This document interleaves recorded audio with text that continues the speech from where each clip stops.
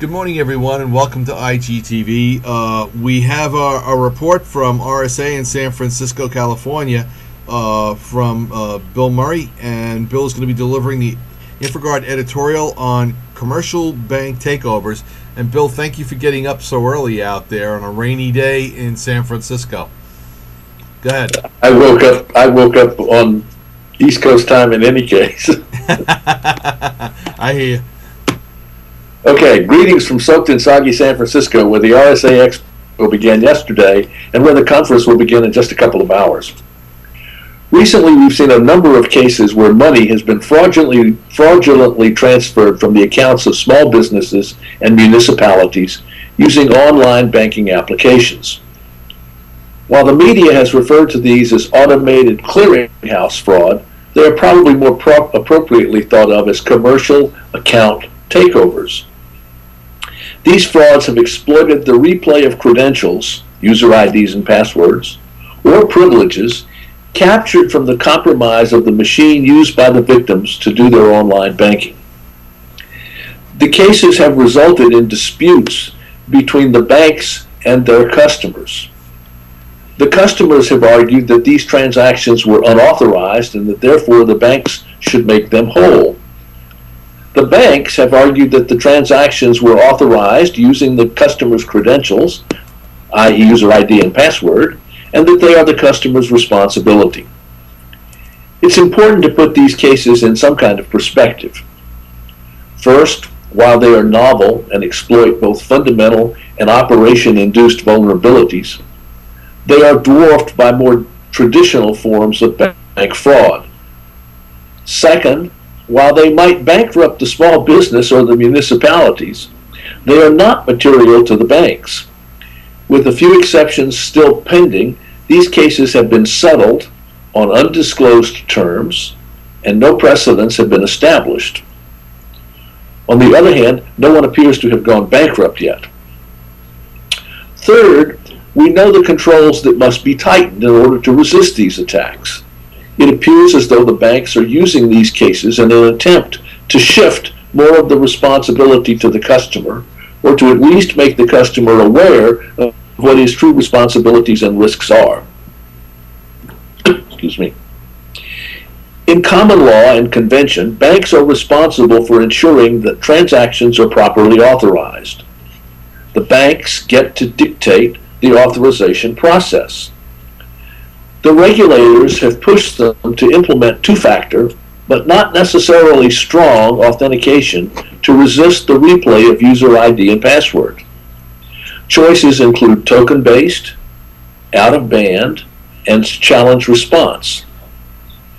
Token-based, offered by VeriSign and RSA, for example, is probably the strongest, but requires the customer to carry something.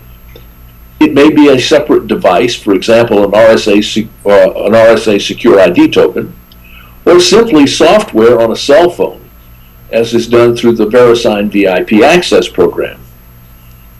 Out-of-band may be something as simple as a phone call or an email asking the customer to confirm his intention, but this may result in a delay in the processing of the transaction.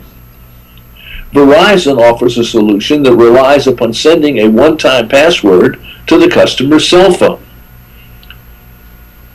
While Citibank went to Secure ID on commercial accounts a long time ago, most retail banks seem to have opted for user ID and password plus a challenge response based upon additional shared secrets. For example, what was the name of your first pet, school, car, etc. However, we know that while challenge response raises the cost of attack, possibly enough to take one off of the target list, if the victim's system is compromised, the secrets can be learned in time. It is not clear whether the accounts that were compromised were at banks that had implemented two-factor systems. Customers are responsible for timely identification and repudiation of fraudulent transactions. The system relies upon this final control and upon the fact that repudiated items are normally reversible. That is, they can be returned to the customer who deposited them. While this control operates late, it has proven to be both effective and efficient. Both properly authorized and timely repudiation are application and environment dependent. However, it is clear that the threat is increasing and that the means of authentication must become stronger. Similarly, transaction velocity is increasing, and this means that the time available to effectively reverse a fraudulent transaction is decreasing.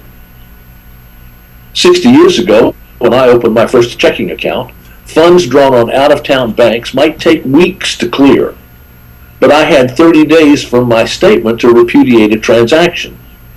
Today, I get immediate credit on most transactions and almost all funds in 5 days, but I have far less time to repudiate my transaction. Modern banking takes, modern banking gives, and modern banking takes away.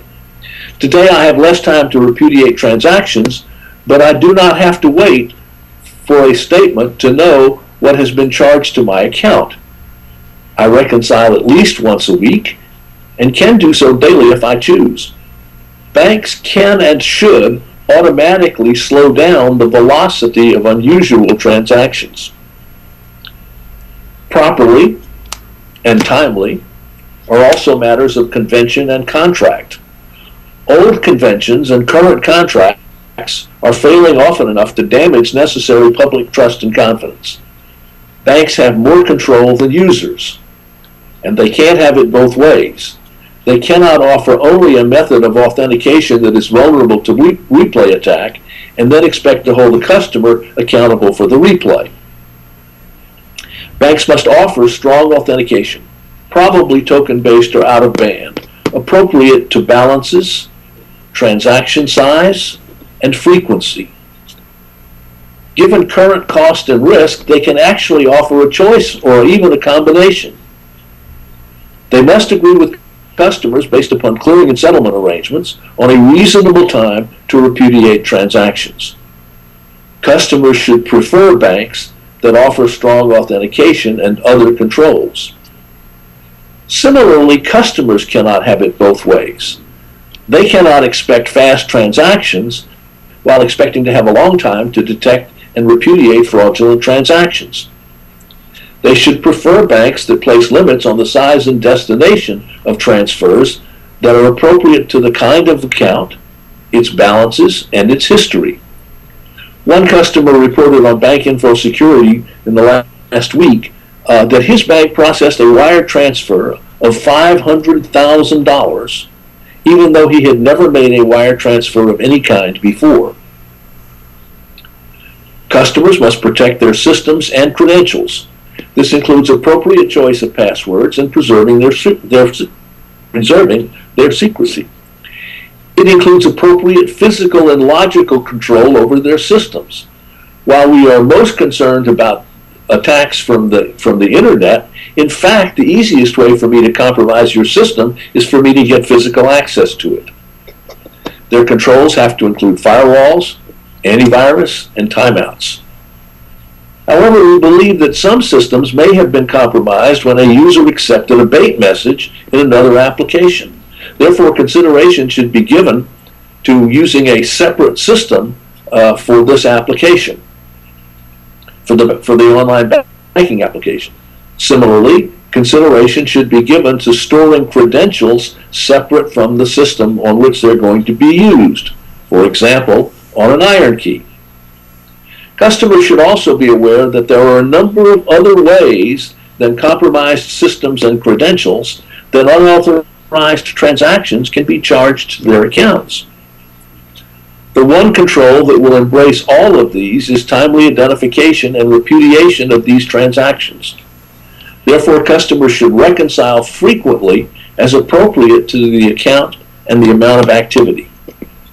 Many, not to say most, business accounts should be reconciled daily. While transferring money within the banking system may be all too fast and easy, at least it leaves a good record. Moreover, getting the money out of the system is both difficult and risky. In order to obscure the record and transfer the risk, the fraudsters recruit often otherwise innocent citizens as mules. make big money working from home. There's an obvious role for law enforcement here. Follow the money. In one direction, that will lead to the mules. And citizens must be taught that the mules are the ones most likely to go to jail. And the money is not worth the risk. As security professionals, we may have limited influence over the choice of banks and the operation of controls. However, we are the ones that best understand the risks and the alternatives. Since part of the blame for any loss is going to fall on us, we better exercise whatever influence we can. That is why we are called professionals and are paid the big bucks. See you next week.